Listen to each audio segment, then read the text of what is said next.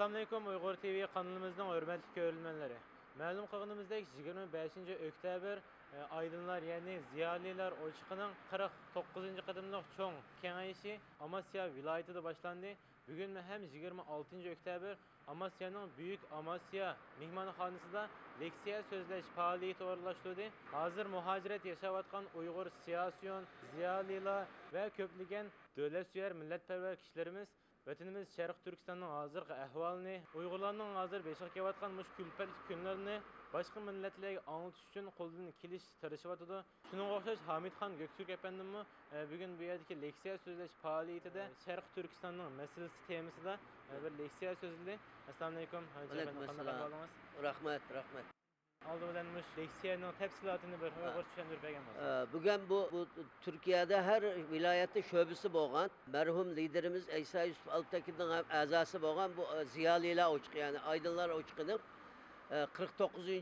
büyük kengişi bu Amasya şehrinde ötküzüldü. Ben bugünkü birinci devirlik oturuşta ben Şarkı Türkistan'ın meseleleri temasida bir dokulat sundum. Bu dokulatta Şarkı Türkistan'daki hukuki vaziyet hakkında sözlüdüm.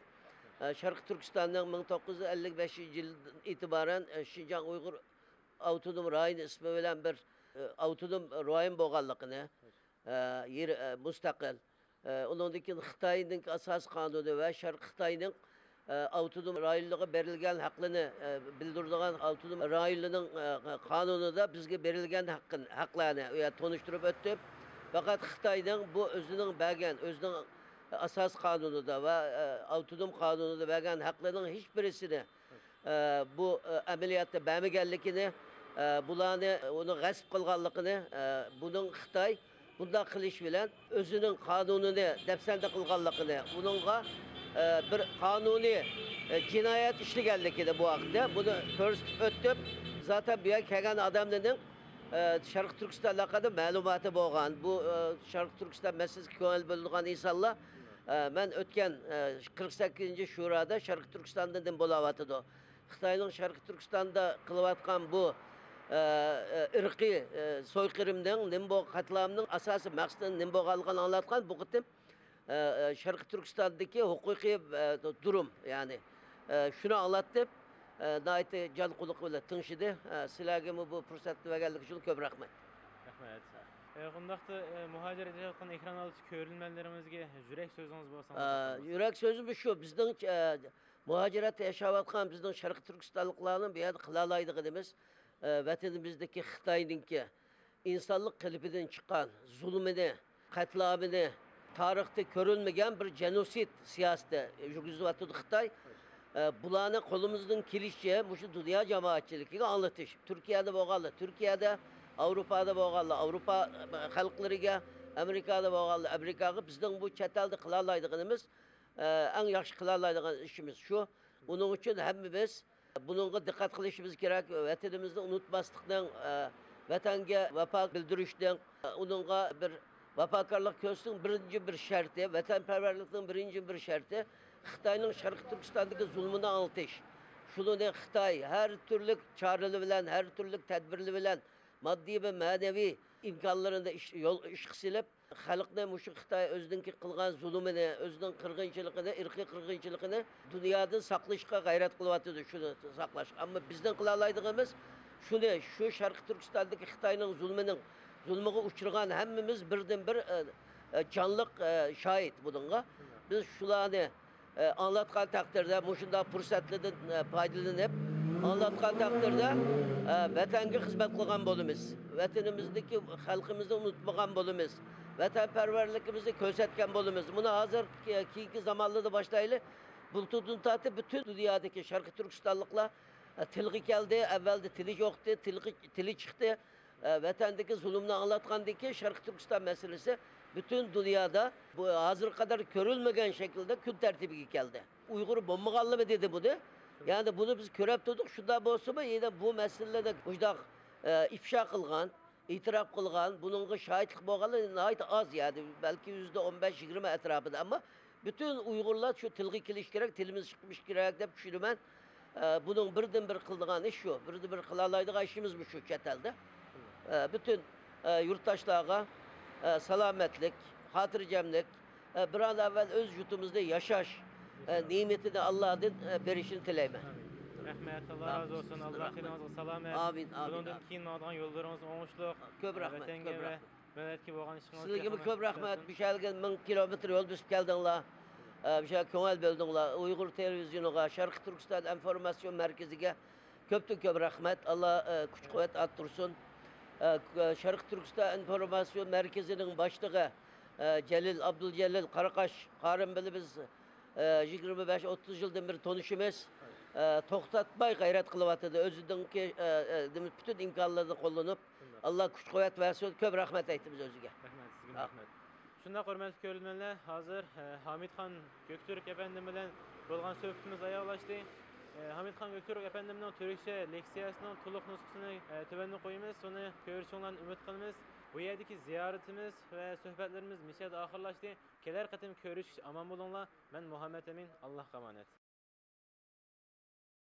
Doğu Türkistan son yaklaşık 200 yıl kadar devam eden uzun süreli Türk Devleti Yarken Sahibiye Hanlığı'nın 17. yüzyılda iç karışıklıklar sonucu yıkılmasından sonra şehir beylikleri şeklinde devam etmiştir.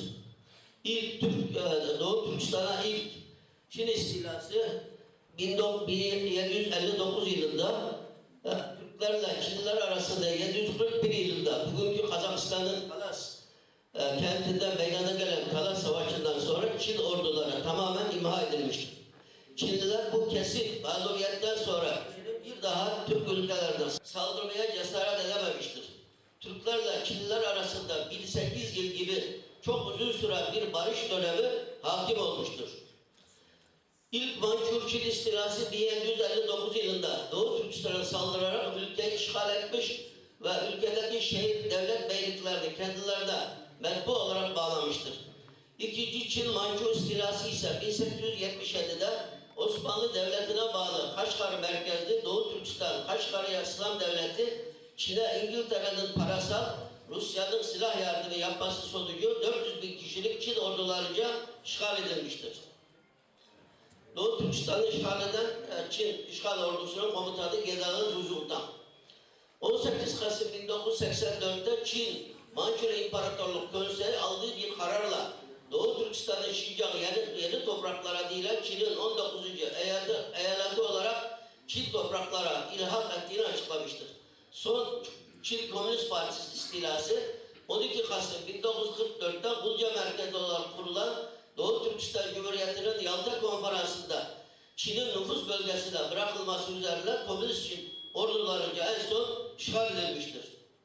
Ekim 1949'da Çin'de iktidarı ele geçiren Çin ordusu yine Sovyet diktatörü Stalin'in askeri ve lojistik yardımıyla Çin Nazisi General Wang Jing komutasında Doğu Türkistan'ı işgal etmiş ve 55 yılına kadar Doğu Türkistan'ın Çin güçlerince şiddet, katliam yapılarak halkın varlıkları gasp edilerek ülke soyup soğana çevrilerek idare edilmiştir.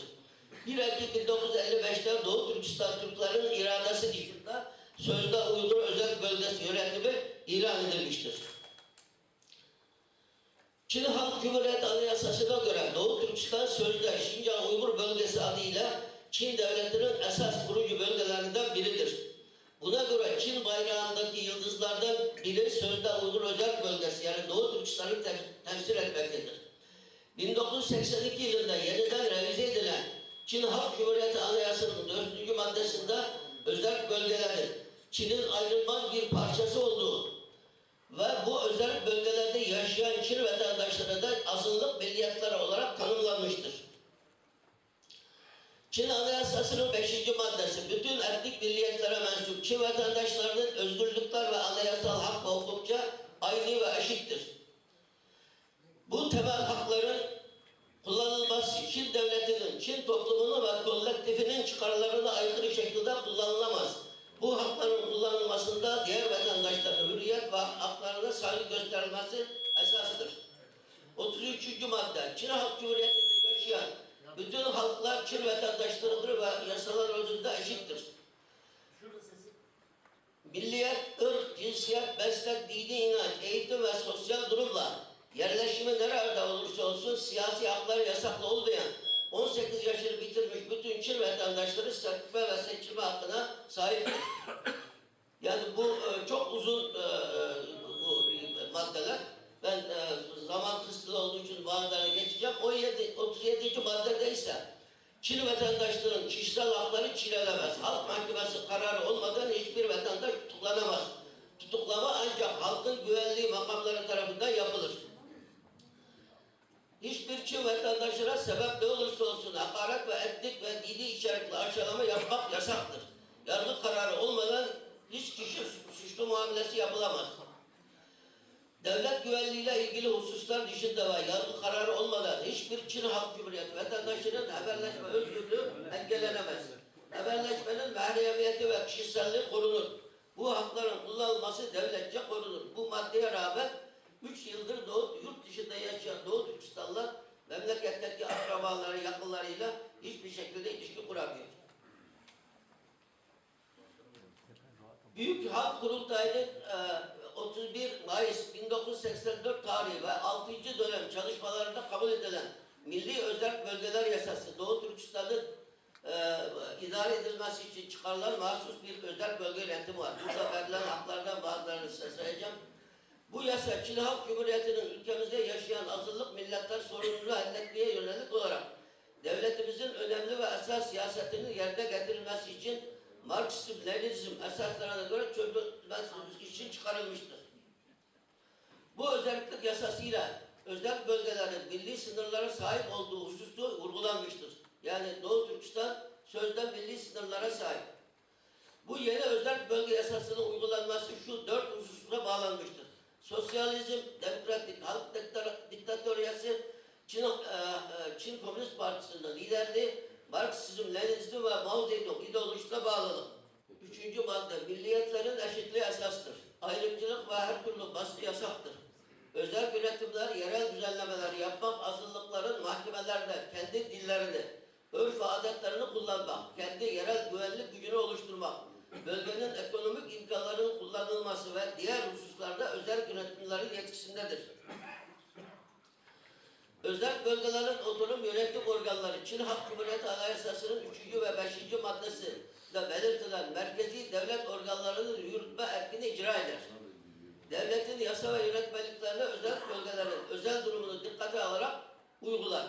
10. madde, özel bölge yönetim organları bölgedeki azınlık milletlerin dili, dini, inancı, örf, adet ve geleneklerini koruma, geliştirme ve ıslah etme hakkına sahiptir.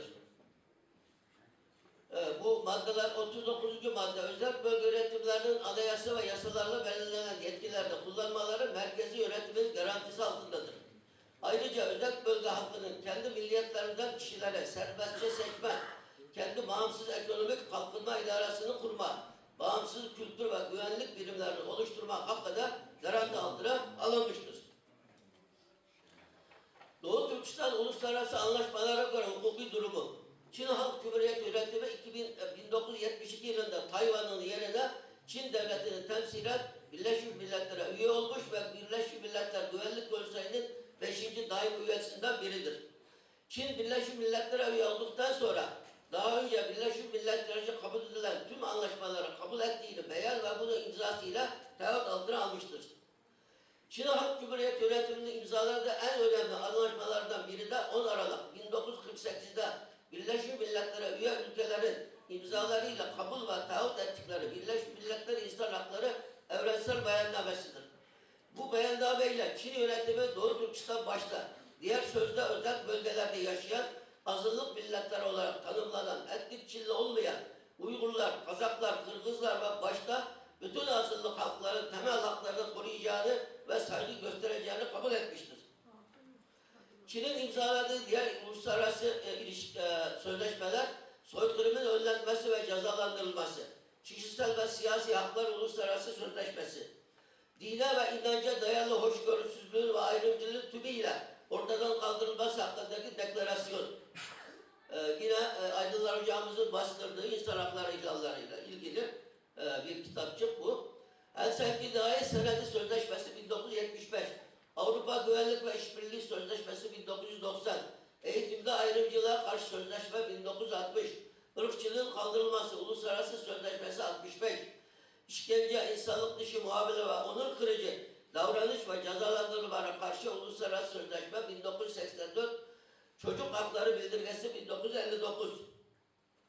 Sonuç Çin Halk Cumhuriyeti yönetimi yukarıda saydığımız kendi anayasası ve özel bölge yasalarıyla Birleşmiş Milletler başta olmak üzere uluslararası sözleşmelere ve taahhüt ettiği anlaşmalara hiçbirine uymamakta ve 1949 yılında işgal ettiği Doğu Türkistan'da Müslüman Türklere yönelik baskı, zulüm, etnik ayrımcılık, ırkçı soykırım uygulamaları bütün dünyanın göz önünde uluslararası toplumun özellikle Türk İslam dünyasının duyarsızlığı ve tepkisizliğinden güç alarak sürdürmektedir. Çin'in Doğu Türkistan'daki insan hakları ihlallarının ve etnik soykırım uygulamalarının nedeni, jeopolitik ve tarihsel ihtirasları. Çin yönetimi Doğu Türkistan'da Müslüman Türkleri sadece dini, ırkı ve kültürel farklılıkları ortadan kaldırmıyor. Aynı zamanda jeopolitik ve tarihsel ihtirasları tedbir ve gerçekleştirmek için bir kuşak, bir yol, 21. yüzyıl karasal İpek yolu, Çin rüyası ve benzeri küresel projelerini kullanarak Çin faşizmiyle, Han emperyalizmiyle Avrasya ve tüm dünyaya hakim kılmak istemektedir. Çin, Doğu Türkistan başta olmak üzere sözde özel bölgelerde yaşayan Tibet, Güney Moğolistan ve diğer etnik halklara yönelik kurumsallaşmış Çin Komünist Partisi devlet terörünü kullanarak ırkçı soykırım yapmaktadır. Uygur Türkçesi başta olmak üzere özel bölgelerde yaşayan Çinli olmayan tüm milletlerin dillerini sistematik olarak yok etmektedir. Çin İslam dini başta olmak üzere bütün dilleri baskı altına almış ve daha sonra tümden yasaklamıştır. Çin'in en son 1 Nisan 2017 tarihi ve 17 bölüm ve 50 maddeden oluşan aşırılık ve terörle savaş yasası, Çin yönetimince kendi anayasası, özel bölge kanunları, Birleşmiş Milletler İnsan Hakları Evrensel Sözleşmesi ve tüm uluslararası anlaşma ve sözleşmelere tamamen aykırıdır. Bu yasanın sadece Doğu Türkistan'da sırf Müslüman Türklere uygulayacağı bir madde şeklinde belirtilmiştir. İşte Çin düşünürü bütün bu politikalarda temel olarak aldığı Konfüçyüs'ün Türkiye'de birçok üniversitelerde yarışıyor Konfüçyüs enstitüleri kurmak için. Bir milleti yok etmek istiyorsanız önce diliyle başlayın. Milattan önce söylemiş, Çin hala tatbik ediyor bunu. Şimdi bu 50 maddelik terörle ve aşırılıklarla savaş yasasının bazı maddelerini okuyacağım. Hükümetin görevlendirdiği vatansever dini zatların eleştirilmesi ve onlara hakaret edilmesi terör suçu. Mescit ve camilerde normal dini faaliyetler yapılma kuralını reddetmek. Bu da terör suçu. Genç ve orta yaşlı erkeklerin büyük sakal bırakmaları, hanımların tesettürle kıyafet giymeleri, uzun pantolon giymeleri ve yüzlerini kapatacak şekilde başörtüsü takmaları da terör suçudur. İçki ve sigara kullanan ailelerle ilişkilerini kesen ve onların evlerine gidip gelmemek, bu da terör suçu. Müslümanca tanımlama ve anlamanın etki dairesini bilinçli ve kasten genişletmek ve yaygınlaştırmak. İslam dinini bahane edip bunu öne sürerek içki ve sigara kullanmamayı teşvik etmek. Siz çocuğunuza içki içmeyin, sigara kullanmayın demeniz bir yakınınıza, o da terör suçu. Müslümanca değil anlayışıyla bahane ederek normal gıda ve diğer ihtiyaç maddelerinin tüketim ve kullanılmasını yasaklamak. Bugün helal kavramı çıkarılmıştır bütün Doğu Türkistan'daki gıda satışlarında. Tam tesettürlü hanımların kendi aralarında sıkı şekilde ilişki kurmaları ve faaliyet yapmaları da yasa dışıdır. İçki içen ve kullananların aniden içki ve sigarayı bırakmaları da yasaktır. Bu da şimdi burada Doğu Türkistan'da bu son 3 yıl içinde din adamları, aydınlar, profesörler, hatta 2 tane üniversitede rektörü gözlem altında. Yani onlar tutuklarda, kamplarda. Birisine Taşpolat Teyip adında bir dünya çapında tanınmış bir coğrafya bilginin Paris Üniversitesi'nde kendisine Fahri Doktora unvanı verildi. Bu kişinin 2 yıl tehirli idam cezasına çarptırdı ve bütün uluslararası bu bilimler akademisi kendisine imza kampanyası. Bu resimler, bu tutuklanan insanlar, bu sporcular var. İşte Abdurrahim Bey var, bir şarkı söyleyen bir ozan. Onun gibi 17 yaşında sporcu var, şarkıcı var, bunun içinde sanatçı var. Bunlar tutuklu. Yani tespit edilebilen 400-500 civarında böyle sözlerimi Doğu Türkistan Türklerin bayramlaşan lideri İsa Yusuf Altınkil atamızın bu sözleriyle bitirmek istiyorum. Gönül isterdi ki şerefli Doğu Türkistan davasına öncülük etme, onuru aziz Türkiye'mizin olsun. Allah aziz Türkiye'mizi ilelebet payidar eylesin ve daima korusun. Hadi sabırla